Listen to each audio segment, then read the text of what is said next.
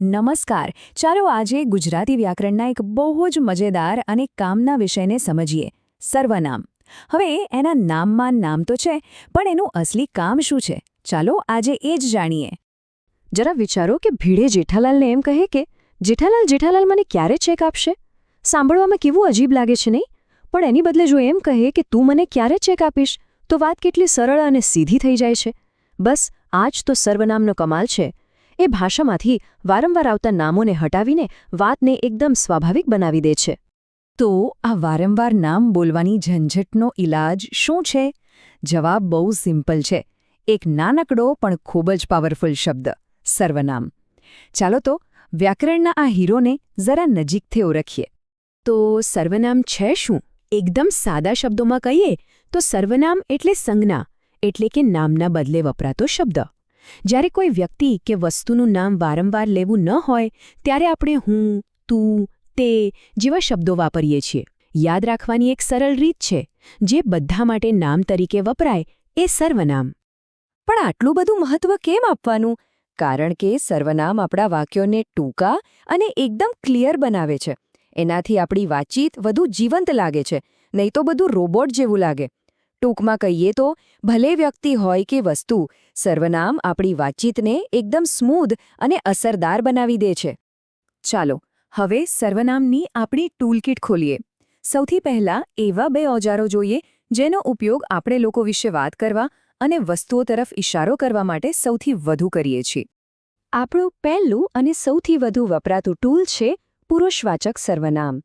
આ એવા શબ્દો છે જે વાતચીતમાં કોણ કોણ શામેલ છે એ બતાવે છે, એટલે કે બોલનાર, સાંભળનાર અને પેલી ત્રીજી વ્યક્તિ જેની વાત થઈ રહી છે.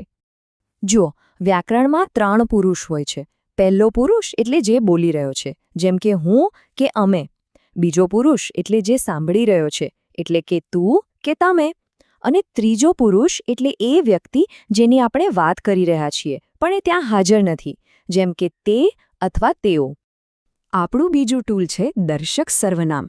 આનું નામ જ એનું કામ બતાવી દે છે. આનો ઉપયોગ કોઈ ચોક્કસ વ્યક્તિ કે વસ્તુને દર્શાવવા, એટલે કે પોઇન્ટ આઉટ કરવા માટે થાય છે. જાણે આપણે આંગળી ચીંધીને કહી રહ્યા હોઈએ કે આ કે પેલું. હવે અહીંયા એક એવી ભૂલ છે જે ઘણા લોકો કરે છે. તે અને પેલો વચ્ચે ફરક શું? સમજો, જ્યારે કોઈ વ્યક્તિ ત્યાં હાજર નથી ત્યારે આપણે પુરુષવાચક સર્વનામ તે વાપરીએ છીએ, જેમ કે તે સારો માણસ છે. પણ જો એ માણસ આપણી સામે જ ઊભો હોય તો આપણે દર્શક સર્વનામ વાપરીને કહીશું પેલો માણસ સારો છે. એટલે કે આખો ખેલ હાજરી અને ગેરહાજરીનો છે. આપણી ટૂલકિટમાં હજી ઘણું બધું છે. ચાલો હવે એવા 2 ટૂલ્સ જોઈએ જે વાક્યોને જોડવાનું અને સવાલ પૂછીને માહિતી મેળવવાનું કામ કરે છે. ત્રીજો ટૂલ છે સાપેક્ષ સર્વનામ. આની ખાસિયત એ છે કે તે ક્યારેય એકલું નથી આવતું, હંમેશા જોડીમાં જ આવે છે. જેમ કે જે, તે, જેવું, તેવું, જ્યારે, ત્યારે. આ જોડીઓ વાક્યના 2 ભાગોને જોડીને એક સંબંધ બનાવે છે, જેમ કે જેવું વાવશો તેવું લણશો. એકદમ સિમ્પલ. આપણું ચોથું ટૂલ તો સૌથી સહેલું છે, પ્રશ્નવાચક સર્વનામ. બસ આ એ શબ્દો છે જે આપણને સવાલ પૂછવામાં મદદ કરે છે. કોણ, શું, ક્યારે, ક્યાં.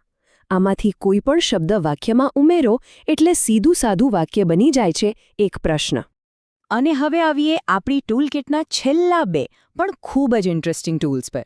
આ આપણને એવી પરિસ્થિતિમાં મદદ કરશે જ્યાં કાં તો કોઈ વાત ચોક્કસ નથી અથવા તો કોઈ વાત પર ભાર મૂકવો છે.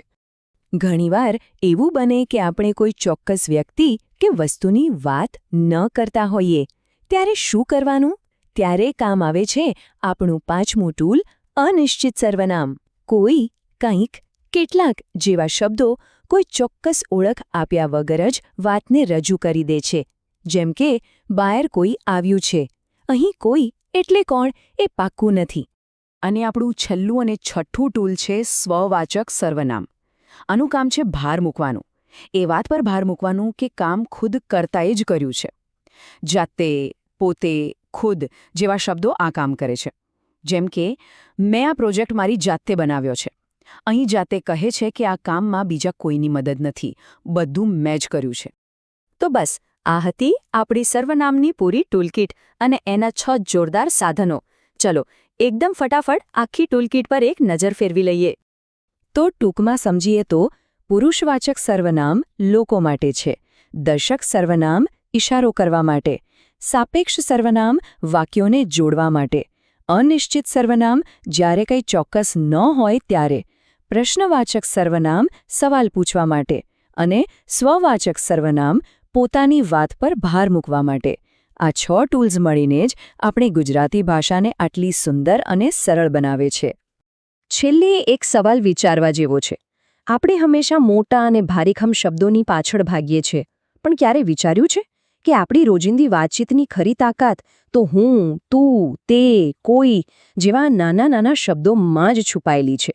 વિચારજો, આ શબ્દો વગર આપણી વાતચીત કેટલી મુશ્કેલ અને અધૂરી હોત.